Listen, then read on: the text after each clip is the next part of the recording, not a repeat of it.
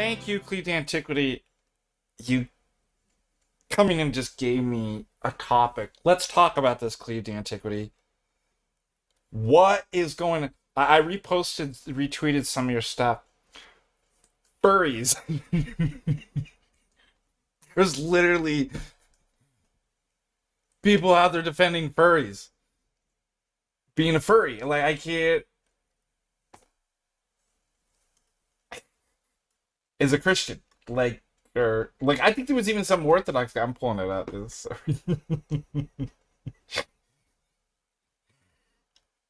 What a bizarre world we live in. But I was telling my godson on Sunday, I'm like, I'm telling you, if I put a time machine back 20, 30 years ago, and I went back and told myself that what the world's going to be like, yeah, imagine I'd be like, they're actually putting kitty litter boxes in public schools, and kids are dressing up, think as an identity called furries. I'd be like, you're lying. I wouldn't believe myself. You're lying. How's that possible?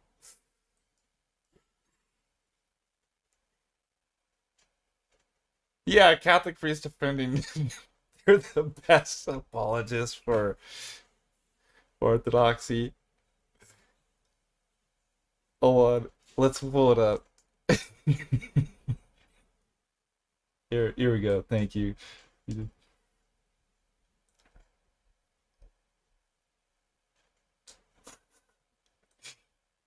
not gonna lie.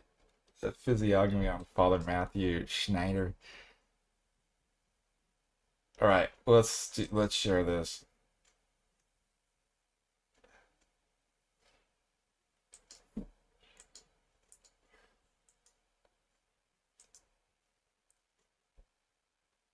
Being a furry is interesting. Actually, yes, and we'll talk about that.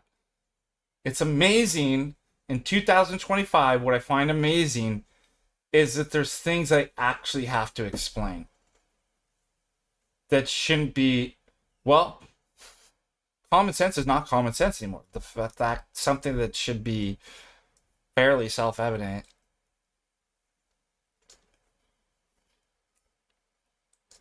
All right, let's go. Yeah, of course he's defending. Look at his picture. Look what he looks like.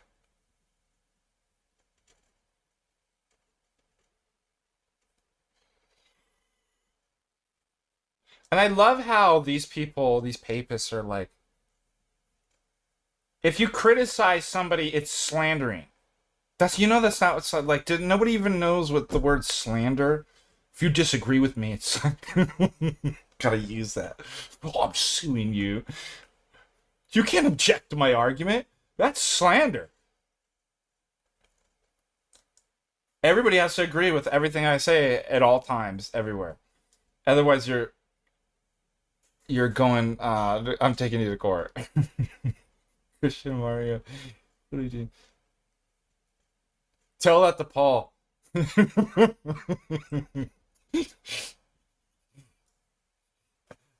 Tell that to Paul, the Saint Paul, the first furry. Holy smokes, dude! To the weak, I became weak, that I might win the weak. I become all things to all men. That might. What, dude? Well, better become a prostitute too, because it says to become all things. How are we going to witness to the serial killers unless we become one of them? That's straight from St. Paul's epistles, guys. Yes, the truism of the century. You can't be a furry and Christian. We have to explain. We actually have to take a stream to give arguments. And why? Because this priest said it's not. This priest said looks like this. Oh, by a priest I mean not a priest, a Roman Catholic priest. That said so. An institution whose 85% of the priests are gay actually said so. Okay. Holy smokes, man.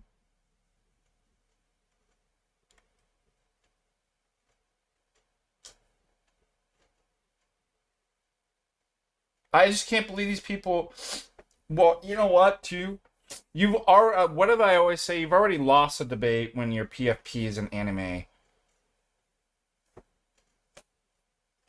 Nobody's gonna, like, nobody should listen to somebody that, oh, they follow me, too. I'm sorry, like, I love you and I want the best for you. Like, you can do better. Don't put, you want to watch anime once in a while? That's fine, but don't put, and so it's this weird, I mean, this is kind of the general problem, right? This cosplay identity fantasy world. What do you mean living in fantasy isn't isn't that exactly what demons get you to do? Invest real estate in imaginary places. Isn't that what sin is? Missing the mark. Non-being, fantasy world. You invest all your time and you wait. Like, so if you're creating an identity of something that's totally fantasy, like an animal, I mean, you want to dress up for Halloween as an animal once a year? Yeah, I don't think that's intrinsically sinful. But you create a subculture where you dress up and play, spend all your time in fantasy world, and you're just asking that's not, you're making an argument that's not intrinsically sinful? Of course it is.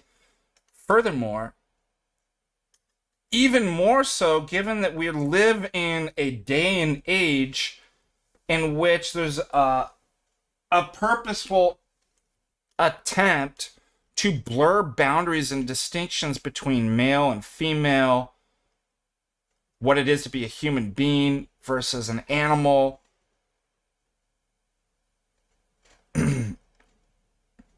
Is this funny? The only people arguing for this is a papist priest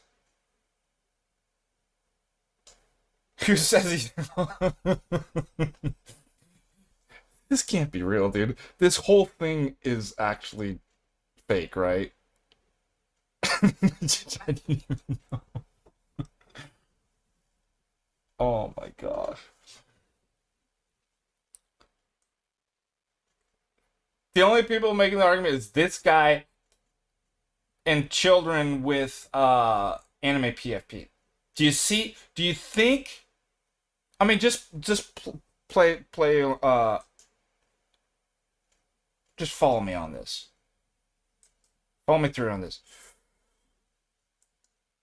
In all seriousness,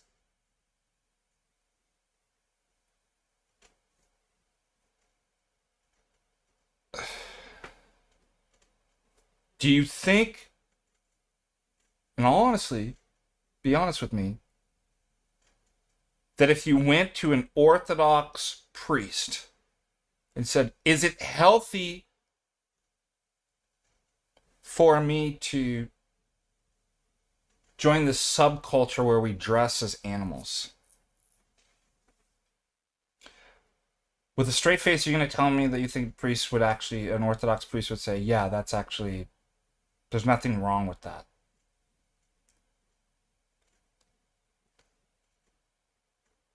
Number two, you shouldn't be, do you know where the whole furry thing was created from? Whether you're engaged in that or not, you're part of that. You're putting fuel on the fire. I mean, for crying out loud, they're putting kitty litters also in public schools. If you're supporting this in any way, even not the fetishized, you're part of that problem. You're to blame for the fact that we have kitty litters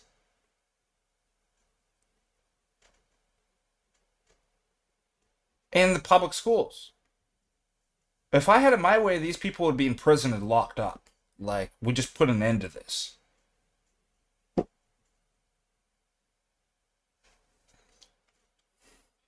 I'll tell you where this comes from.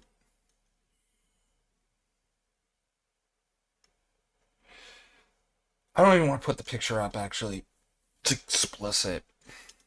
It's from The Shining. Stanley Kubrick and Brady. Brady has, this is the first instance that I saw somebody dressed up as an ant. Like, this is when it, and when was The Shining? Shining movie, 1980. It's a sexual fetish, right? That's where it was created.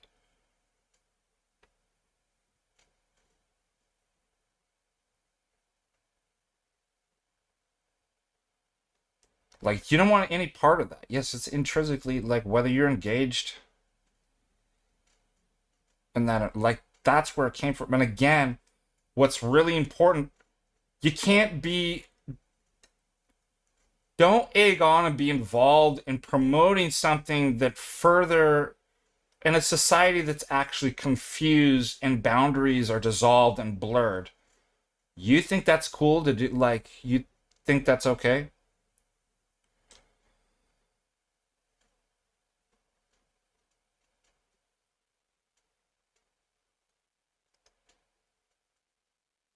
I mean, one good Orthodox priest, I'll stand corrected. Find me a good Orthodox priest, it's like, yeah, that's not a problem. Notice, that's what we always see. People making their own decisions according to their own reasoning. It's not Orthodox.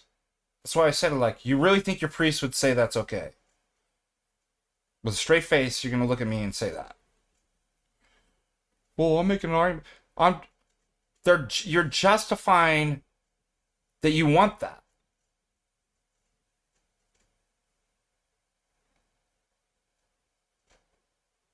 I'm surprised they're not. I always make a joke like, I wonder if they're theoretically like a legal case where somebody shot one of them and be like, well, it was hunting season and the person was dressed up as an animal. Like, how would I know?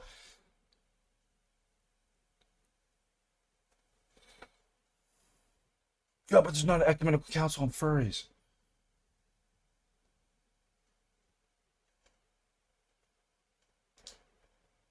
It's more of a general problem, and more of the general problem. What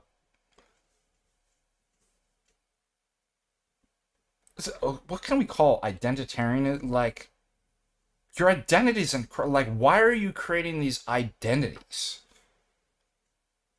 I'm this. I fell into it. I'm the philosophy professor. His Father Russell says, I'm not. I'm clergy. That's what I am. I'm a child of God. I'm baptized. That's stuff that I do on the side. I teach philosophy. But that's not who I am. So I think we have a general problem of people creating false identities. Here, look at. This is my home altar. Hello everyone. Does this look like the sign of mental health? Here's an example.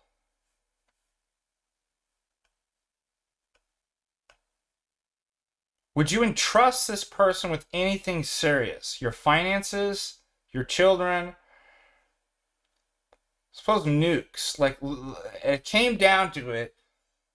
There was like a Cuban Missile Crisis, and this is the person that you actually choose. Be like, well, we should get this person in. This is my home altar. Here you can see some of my prayer books, my crucifix, and if I squat down, you can see one of my icons. You can have a prayer altar at home. And wait a minute. Isn't this like leathers? Like, what am I even looking at, dude? Just make an intentional space. Like, this book has the Liturgy of the Hours, my favorite. I want to invite you to come pray with me. Let's be shiny together too. Much love. Oh my God, dude. mercy. Why, God?